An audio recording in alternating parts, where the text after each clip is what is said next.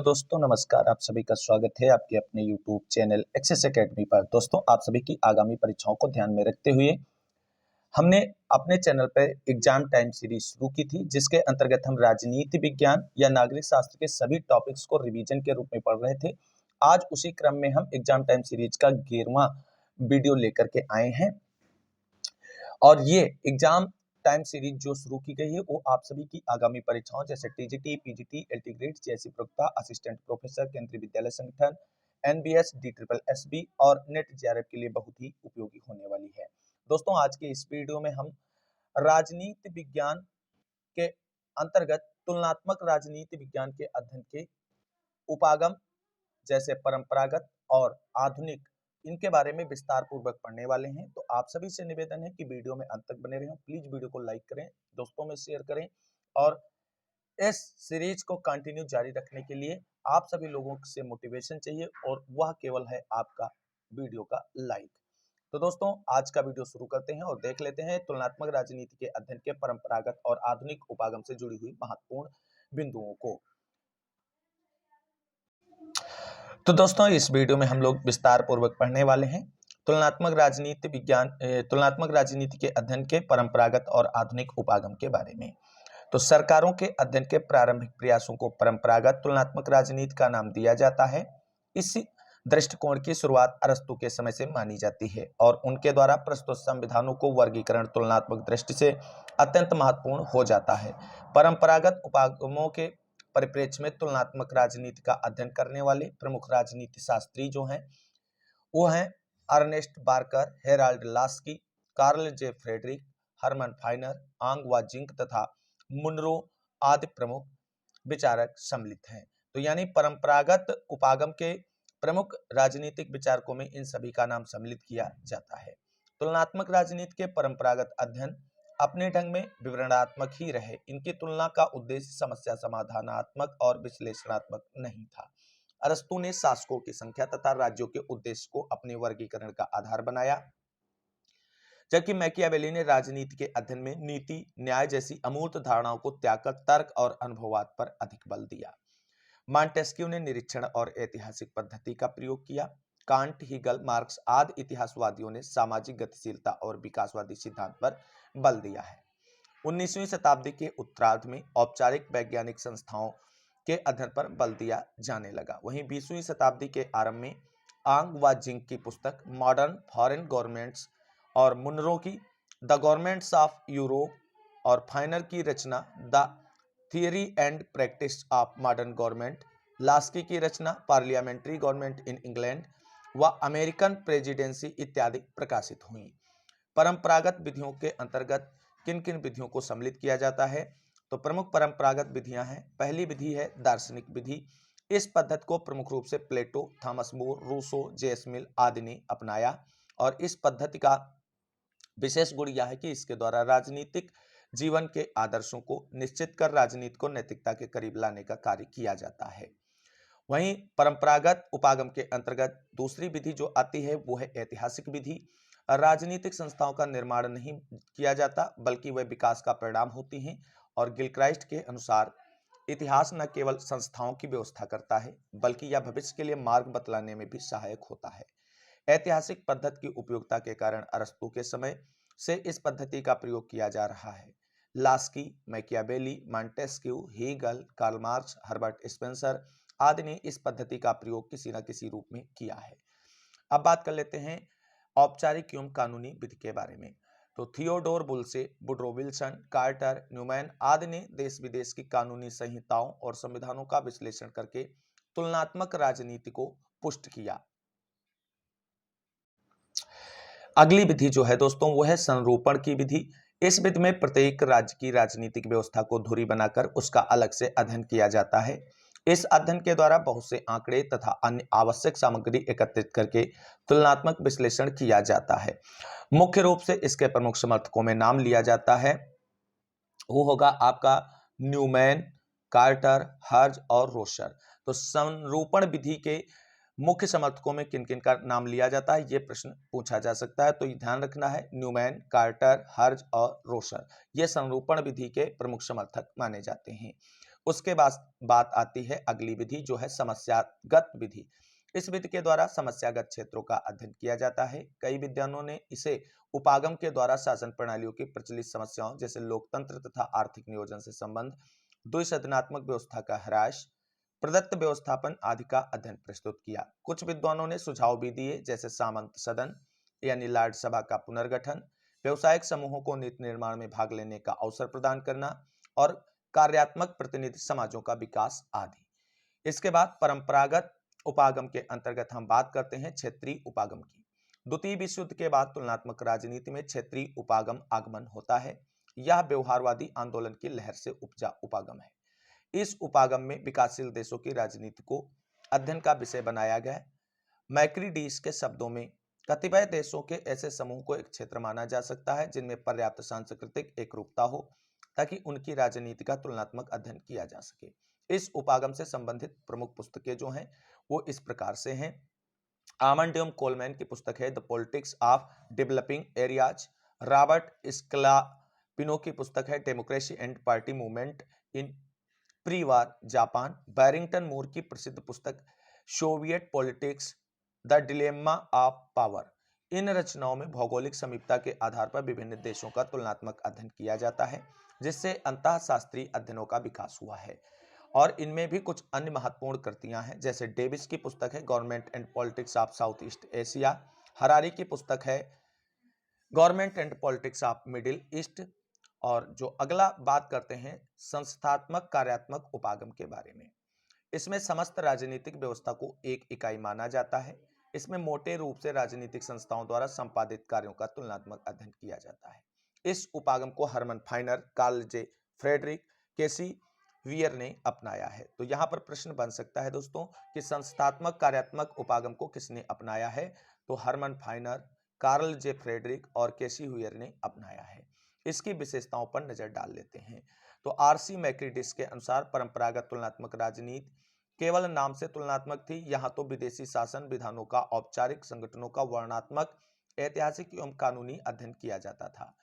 मैक्रिडिस ने तुलनात्मक राजनीति की निम्न विशेषताएं बताई हैं। पहला, प्रधानता अतुलनात्मक, दूसरा है प्रधानता वर्णनात्मक, तीसरा है प्रधानता संकीर्ण, चौथा है प्रधानता प्रबंधकीय और पांचवा है प्रधानता स्थिर।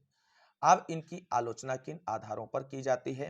तो इसकी आलोचना के प्रमुख आधार जो हैं, पहला है अर्थपूर्ण तुलनाओं का अभाव, यानी जो तुलनात्मक राजनीति की परंपरागत अप्रोच है उसके अंतर्गत जो तुलना का कंसेप्ट अपनाया गया है वो अर्थपूर्ण तुलनाओं का के रूप में अपनाया गया है जिसका कोई भी विशेष अर्थ निकलकर सामने नहीं आता है।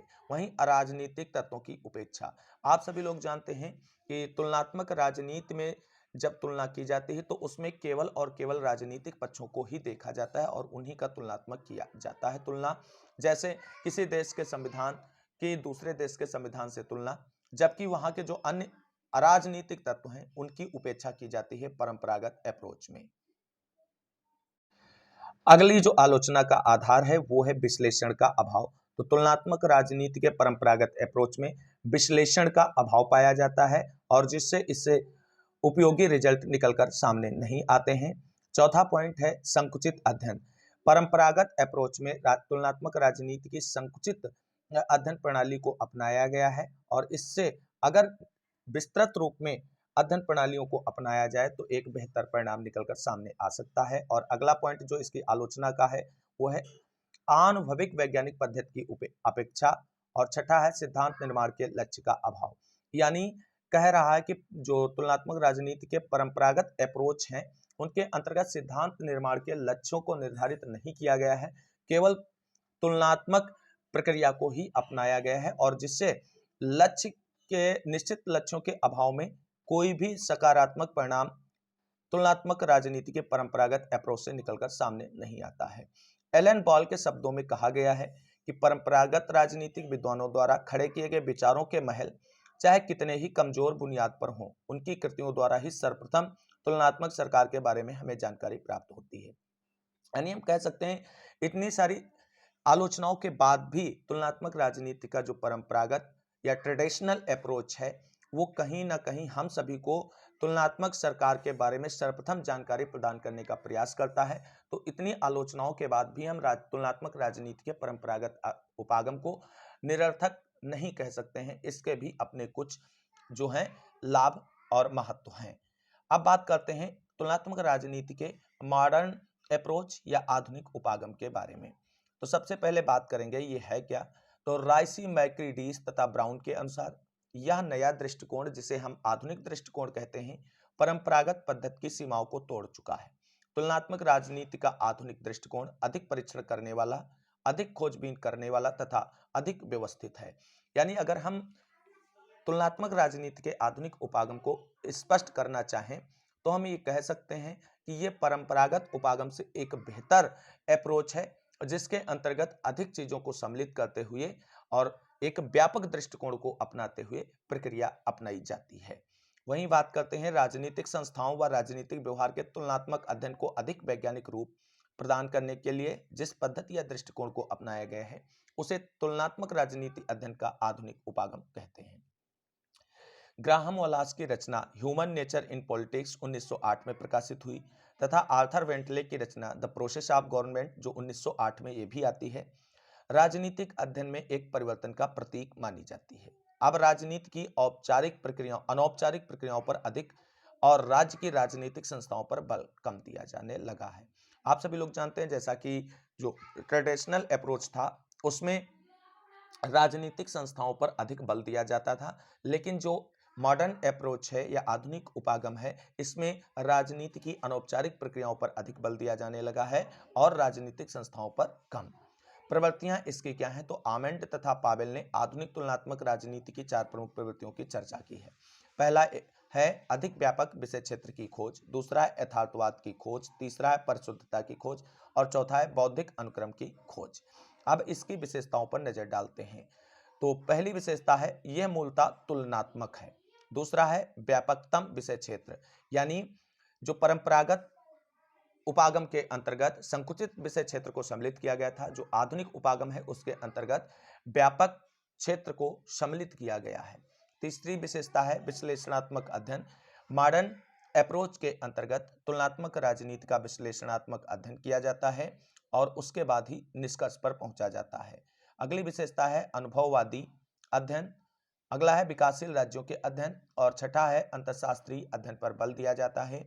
सातवां है मूल्य मुक्त राजनीतिक सिद्धांत के निर्माण पर विशेष बल इसमें दिया जाता है। वहीं व्यवहारवादी उपागमों के प्रयोग पर इसमें बल दिया गया है और व्यवस्था विश्लेषण पर जोर देने वाला अध्ययन इसमें सम्मिलित किया गया है। इन सभी विशेषताओं के बाद भी आधुनिक उपागम की आलोचना कुछ आधारों पर की जाती है जो प्रमुख हैं। तो पहला आधार है कि नई अवधारणाओं की अस्पष्टता। कहते हैं कि आधुनिक उपागम जो तुलनात्मक राजनीति के अध्ययन क्या है उसके अंतर्गत जो नई अवधारणाओं का कॉन्सेप्ट लिया गया है उसमें अस्पष्टता पाई जाती है, यानी स्पष्टता का अभाव है जिससे चीजें क्लियर नहीं हो पाती हैं। दूसरी आलोचना का आधार है विषय क्षेत्र अत्यधिक दुःसाध्य। तो आधुनिक उपागम की आलोचक जो हैं वो मानते हैं कि इसने जो अपने विषय क्षेत्र को सम्मिलित किया है अपने अध्ययन के अंतर्गत वो काफी दुस्साध्य है जिसे आसानी से प्राप्त नहीं किया जा सकता है। तीसरी पॉइंट है जिसके आधार पर इसकी आलोचना की जाती है कि विकासशील राज्यों पर अत्यधिक बल। प्रमुख आलोचक जो हैं वो मानते हैं कि आधुनिक उपागम के अंतर्गत तुलनात्मक राजनीति में विकासशील राज्यों पर अधिक बल दिया गया है जबकि विकसित राज्यों का कहीं ना कहीं उपेक्षा की गई है इस उपागम में। वहीं व्यवहारवादी अध्ययन पर अधिक बल। और आप सभी लोग जानते हैं आधुनिक उपागम जो है वो व्यवहारवाद पर आधारित है और इसीलिए आलोचक कहते हैं कि ये जो उपागम है वो अधिक से अधिक बल जो है व्यवहारवादी अध्ययन पर देता है और ना कि अन्य पक्षों पर। जी.के. रॉबर्ट्स के अनुसार कहते हैं कि तुलनात्मक राजनीति या तो सब कुछ है या फिर कुछ भी नहीं। यह स्टेटमेंट काफी इंपॉर्टेंट हो सकता है दोस्तों कि ये किसका स्टेटमेंट है, तो आप सभी लोग बहुत ध्यान से सुने। वहीं अब बात कर लेते हैं एवरी लिसरसन के अनुसार तो व्यवहारवादी महत्वपूर्ण आंकड़ों को छोड़कर प्राय अमहत्वपूर्ण विषयों के संबंध में तथ्यों और आंकड़े एकत्रित करने में लगे रहते हैं और इसका ही नकारात्मक प्रभाव आप सभी को तुलनात्मक राजनीति के अध्ययन के मॉडर्न या आधुनिक उपागम पर देखने को मिलता है। अब परंपरागत एवं आधुनिक तुलनात्मक राजनीति की तुलना ग्राफ के माध्यम से देख लेते हैं। तो एक तरफ परंपरागत तुलनात्मक राजनीति है, दूसरी तरफ आधुनिक तुलनात्मक राजनीति है। तो परंपरागत तुलनात्मक राजनीति का पहला पॉइंट है, यह प्रायः अतुलनात्मक है। वहीं आधुनिक अप्रोच से अगर बात करें तो यह सही अर्थों में तुलनात्मक विश्लेषण और परीक्षण पर आधारित है। दूसरी जो प्रमुख तुलना का पॉइंट है वो है, इसकी तुलना का क्षेत्र सीमित है क्योंकि यह केवल शासन व्यवस्थाओं की तुलना पर निर्भर है, जबकि आधुनिक उपागम का क्षेत्र अत्यंत व्यापक है। यह शासन व्यवस्था के साथ साथ राजनीतिक तथा गैर राजनीतिक तत्वों के अध्ययन पर भी बल देता है। अब परंपरागत तुलनात्मक अध्ययन के अंतर्गत हम बात करते हैं, यह प्राय वर्णनात्मक है और केवल ढांचे के अध्ययन पर ही आधारित है, जबकि आधुनिक उपागम में अनुभवात्मक विश्लेषण पर आधारित पद्धतियों को अपनाया गया है और ढांचे के अलावा अवसंरचना पर भी बल दिया गया है। अगला जो पॉइंट है, यह गतिहीन है क्योंकि सजीव राजनीतिक तत्वों की उपेक्षा करता है, जबकि आधुनिक उपागम जो है इसके निष्कर्ष सजीव और जीवंत राजनीतिक प्रश्नों पर आधारित है। तो ये था तुलनात्मक राजनीति के परंपरागत और आधुनिक उपागम का एक तुलना ग्राफ। अब हम बात कर लेते हैं व्यवस्था उपागम के बारे में। तो ये बहुत इंपॉर्टेंट हो जाता है और यहाँ से कई बार प्रश्न टीजीटी पीजीटी के पीवाईक्यू में हमने देखे हैं, तो यहाँ से ध्यान रखना है आप सभी को। तुलनात्मक राजनीति में व्यवस्था उपागम का जनक डेविड स्टन को माना जाता है। इंपॉर्टेंट पॉइंट है साथियों, आप सभी लोग इसे अभी नोट डाउन करें कि जो तुलनात्मक राजनीति में व्यवस्था उपागम का जनक किसे माना जाता है, तो डेविड स्टन को माना जाता है। इस उपागम को अन्य नामों से भी जाना जाता है जो निम्नलिखित प्रकार से हैं, यानी व्यवस्था उपागम को व्यवस्था सिद्धांत, व्यवस्था विश्लेषण, राजनीतिक व्यवस्था, निवेश निर्गत प्रतिरूप, इन नामों से भी जाना जाता है। इस उपागम के अंतर्गत स्टन ने एक राजनीतिक व्यवस्था को उसके पर्यावरण से आने वाली आगत अर्थात मांग और समर्थन, और राजनीतिक व्यवस्था के निर्गत अर्थात निर्णय और नीतियों के आधार पर राजनीतिक व्यवस्था का विश्लेषण करता है। व्यवस्था सिद्धांत की ऐतिहासिक पृष्ठभूमि क्या है, उस पर नजर डालते हैं। तो सामान्य व्यवस्था सिद्धांत का प्रारंभिक विवेचन 1920 में प्रसिद्ध जीवशास्त्री लुडविग वान वर्टलेन्फी ने किया था, किंतु इस पर जोर द्वितीय विश्व युद्ध के बाद दिया गया। मानविकी विषयों में यह सर्वप्रथम मानव शास्त्र में आया, फिर समाजशास्त्र, मनोविज्ञान, उसके बाद राजनीति में आया। तो पूछा जा सकता है कि व्यवस्था सिद्धांत सर्वप्रथम मानविकी विषयों में किसके अंतर्गत आया, तो सबसे पहले मानव शास्त्र में आया, उसके बाद समाजशास्त्र, फिर मनोविज्ञान और अंत में सबसे अंत में व्यवस्था सिद्धांत राजनीति में अपनाया गया है। तो दोस्तों ये था आज का वीडियो, जिसके अंतर्गत हम लोगों ने पढ़ा है कि तुलनात्मक राजनीति के अध्ययन के उपागमों के बारे में, जिसके अंतर्गत प्रमुख रूप से हम लोगों ने परंपरागत और आधुनिक उपागम के बारे में विस्तार पूर्वक पढ़ लिया है। और उम्मीद करते हैं कि ये वीडियो आप सभी को अच्छा लगा होगा और आपके एग्जाम्स की दृष्टि से काफी हेल्पफुल भी साबित होगा। अगर वीडियो अच्छी लगी तो लाइक करें, दोस्तों को शेयर करें तथा चैनल को सब्सक्राइब कर लें। अब कंटिन्यूसली आप सभी को क्लासेस मिलती रहेंगी, अब कोई भी ब्रेकडाउन बीच में नहीं आने वाला है टिल एग्जामिनेशन। तो साथियों, आज का ये वीडियो आप सभी को कैसा लगा, उम्मीद करते हैं आप सभी को वीडियो अच्छा लगा होगा। अगर अच्छा लगा हो तो कमेंट करके बताएं, अगर आपकी कोई क्वेरी है तो उसे भी आप पूछ सकते हैं। आज की वीडियो में बस इतना ही। अगली वीडियो में मिलते हैं नेक्स्ट टॉपिक के साथ। जल्द ही हिस्ट्री का पहला एग्जाम टाइम सीरीज आप सभी के साथ आने वाला है, तो उसके लिए भी चैनल से जरूर जुड़ जाएं। इस वीडियो को अंत तक देखने के लिए सभी साथियों को तहे दिल से शुक्रिया, बहुत बहुत धन्यवाद। मिलते हैं अगली वीडियो में, तब तक के लिए सभी साथियों को जय हिंद, जय भारत, वंदे मातरम। आप सभी साथियों का दिन शुभ हो।